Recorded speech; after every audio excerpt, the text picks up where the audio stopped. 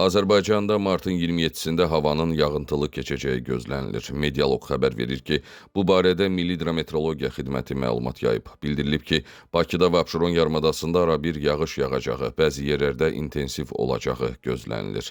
Yarımadanın ayrı-ayrı yerlərində gözlənilən qısa müddətli güclü yağıntılarla əlaqədar bəzi ərazilərdə su basma halları istisna olunmur. Gecə və səhər bəzi yerlərdə duman olacaq. Mülayim şimal-qərb küləyi arabir güclənəcək. Havanın temperaturu gecə 7-9, gündüz 11-13 dərəcə isti olacaq.